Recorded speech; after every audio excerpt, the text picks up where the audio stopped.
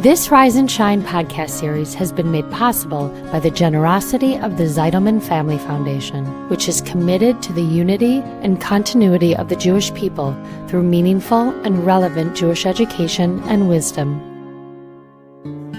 While your best self may not come totally naturally or intuitively, it is a profound Jewish value to do the work to get there, which is to say that sometimes being our natural self is highly overrated.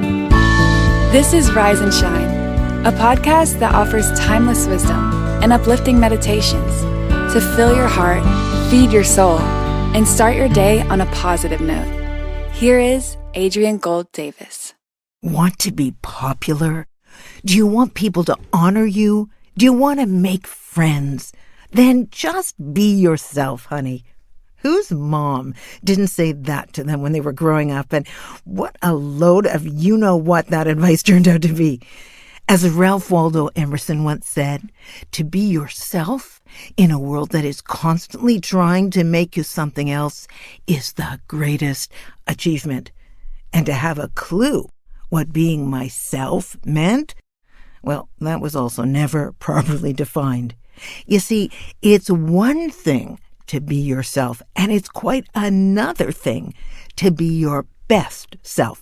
And while your best self may not come totally naturally or intuitively, it is a profound Jewish value to do the work to get there, which is to say that sometimes being our natural self is highly overrated and counterproductive.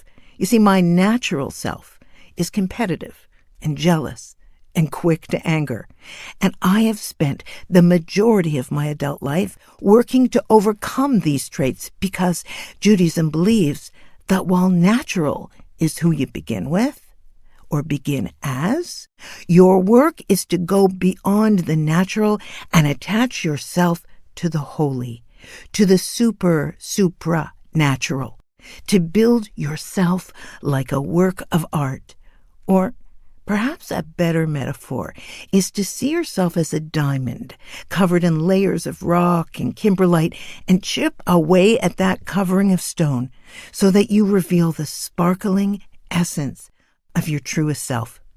So, our natural self is a diamond in the rough, and the work of our lives is the mining and the faceting of that diamond to its purest essence, revealing what lays beneath the natural state as a means of truly exposing your true self. You know, Judaism is a myriad of laws and opportunities, celebrations and remembrances that seek to help you uncover that jewel.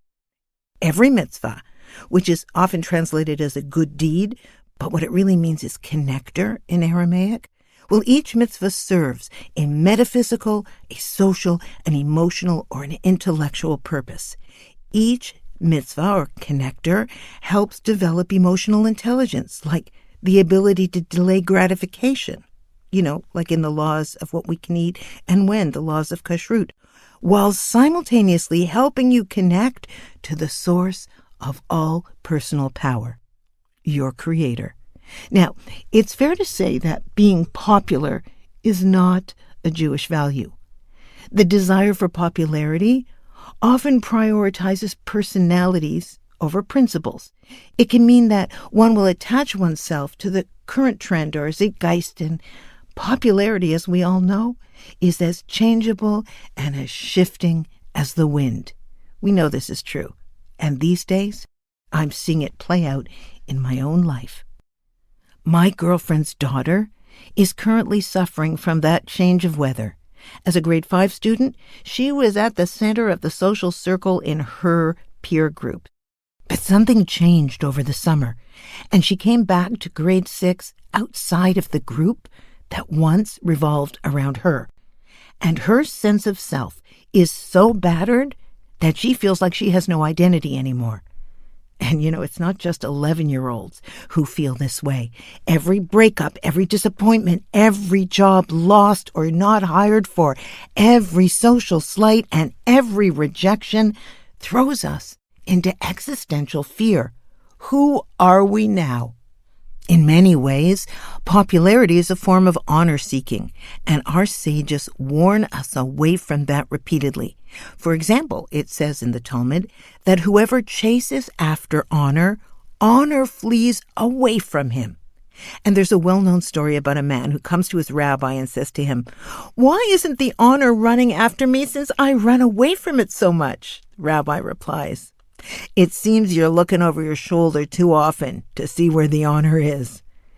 And this before we collected likes and follows and comments and ratings on our social media posts.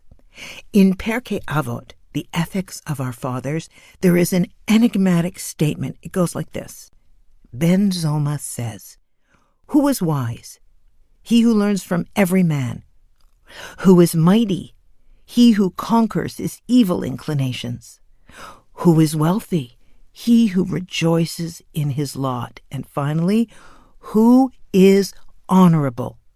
He who honors his fellow human beings. As it's written, "Those who honor me I shall honor, while those who dishonor me shall be dishonored." So, back to the 11-year-old girl that I was talking about earlier. I had a chance to really sit down and talk to her recently, and here's what I told her.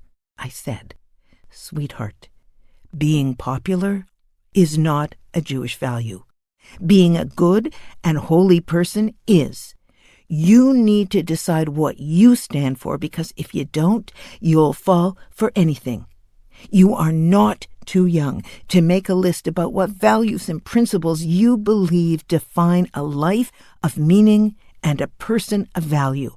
Then strive to live your life in alignment with those values, and strive to find a friend, or two if you're lucky, that share those values with you. Because while we can't control the social weather changes in the classroom, we can control the internal barometer of self-respect and personal dignity. You need to become wise by learning from others. You need to become mighty by working on your anger and overriding your baser impulses by not acting on them. And you need to feel rich in blessings by taking joy in what you have.